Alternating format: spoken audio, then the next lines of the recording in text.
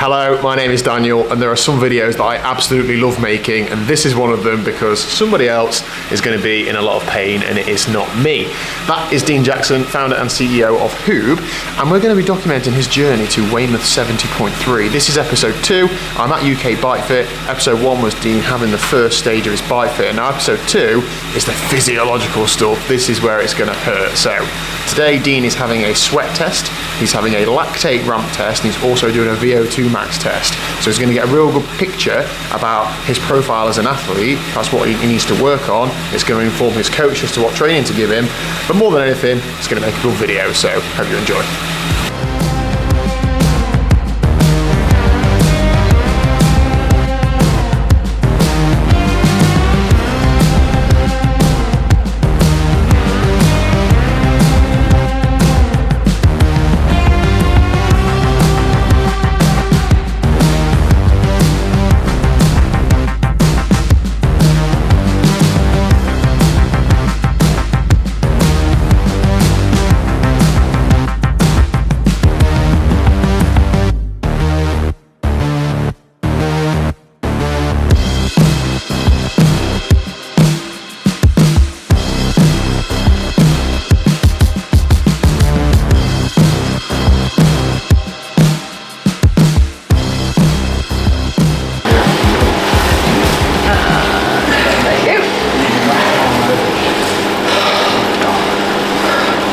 Lactate test done and dusted. Dean, how's that?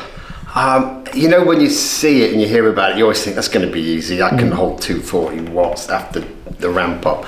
It's just hard, and it's the cadence piece. It's keeping the cadence, it's keeping control, and on top of it, and not going too hard because you want to try and save a bit. But it's just horrible, isn't it? It's like when you're out with the club and the guy that you really don't like, and you're trying to get away from him, and he's still on your wheel. You think, I've got to give it everything. I've got to drop him. Brilliant. How's training going for Weymouth? Terrible. Good. The left drinking arm has been well trained, but that's obviously going to tail off after Christmas. And looking forward to learning a lot today that I can put into action. And the experts around me, I told them to kick me if I don't behave. Wicked. Okay, so we're on to the tough one now. This is the VO2 max test. Any final words, Dean? Forgive me, Lord. we've got a defib on hand. This is important. Every pedal stroke counts. Every pedal stroke counts? Yeah. I remember that. Hold that on your face. What, you want to make it look enjoyable? Dan's had some feedback that it's not very appealing to customers if it looks painful. So if you can make it look that easy, please, that'd be great. Right. When he says forgive me, Lord, just dub it over and say, I'm really looking forward to it. So Dean's underway with his VO2 max test now, so every minute the power goes up by 25 watts. So it's quite easy for a while, and then it gets very hard, but it's only very hard for a few minutes. With a maximal test, you have to go hard at some point, but this isn't some massive, long, arduous exercise. It is just like a gradual build until the point you can't pedal anymore. The point of it is to get I'm going to get the exact quote wrong, so what I'll do is I'll put it on screen so that Sally doesn't tell me off. But it all helps with building the zones, doesn't it? And get a picture of Dean as an athlete so he knows what to work on over the coming months, because Gordon Ramsay's going to get it for Weymouth is the plan.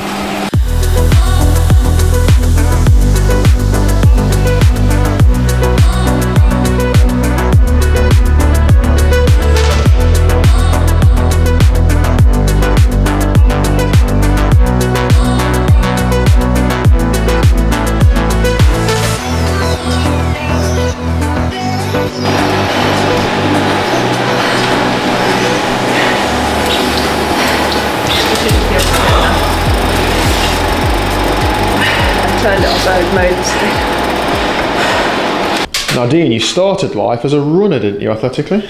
Yes, I did. You would not guess from the portly pie eating physique before you, but I was actually a county runner, county steeplechase champion for age, 5Ks, 5 miles, stuff like that. And when did you transition to triathlon? Have you done many triathlons in the past? My first triathlon was a duathlon. It was called Harvey's Duathlon. I think that was 1985. And then Derby's first ever triathlon. I came second to a member of the Cycle Michelin, a guy called Dougie Dickinson. He still beat me, even though he forgot his running shoes. I had to borrow a pair off my brother in transition. But yeah, I've been doing them a long, long time, and then I had a big break for business and food. So what makes you want to go to Weymouth 70.3? I've done Weymouth before. The course is brilliant. And just the run up and down the prom and back, there's people everywhere supporting you.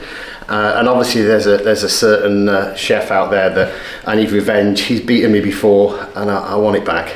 And when you do these races against Gordon, it's not just pride, is it? You also put some money at stake for a good cause? Yeah, last time it was a couple of grand. The loser paid to the other's charity. So we stumped up the money, which is all fine and good when it's great causes. And so yeah, it'll be at least a couple of grand again. But last time he passed me and I swore and he told me off for swearing, of all things. Figure. Brilliant. And then Dan, sweat testing, what's the plan? So at the moment we've got Dean hooked up to the sweat inducer. So this sends a small electrical current from one electrode to the other. And in a minute we're going to see some sweat underneath this electrode.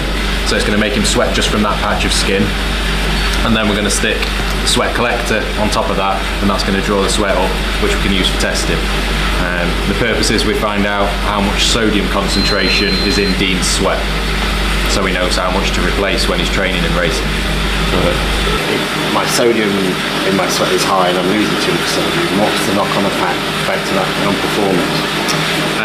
So it can be two things. If you're losing too much sodium and not replacing it, there's symptoms that you won't necessarily notice, like you'll just fatigue quite quickly or not recover quickly after a race or after a training session.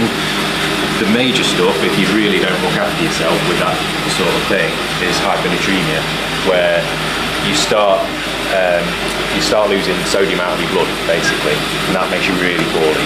So just finished Dean's sweat test. So we've measured his sodium concentration in his sweat, so that when he's fueling for training and obviously during the race, we know that he's going to be able to replenish and replace enough sodium for his body. And as it turns out, Dean's got a really high percentage of sodium in his sweat, very high. So he loses nearly over 2 grams of sodium per litre of sweat, which is huge. So from that, we're going to figure out a plan for Dean as to what he needs to drink, when he needs to drink it, how often he needs to drink it, so that when he's racing and training, he's not going to be suffering any fatigue or any symptoms from underhydrating. You said, Dean, you're quite a salty eater as well, just habitually. That sort of explains this, doesn't it? Yeah, it's one of the things. You'd have your chips and stuff, and you put your salt on, and my missus will say, "You're putting too much salt, and you're gonna have a heart attack." But I just feel like I need it, and I've always felt I've needed it. It wasn't for any other reason. And also on some rides when I've not eaten enough or taken enough fluids in, or whatever it may be, I've just felt a big crash. So I as soon as you stop, it's like a pretzel or salt and crisps or whatever it may be. But I always thought that was just a salty thing that I was in for. But great to see I'm actually top at something today in the test. Excellent. So we've done VO2 max, we've done lactate testing, now we've done salt testing. Is the training next, Dean? Does spring, is there a Barbados training camp coming up? There will definitely be a high altitude at the top of Alp Tesco training camp.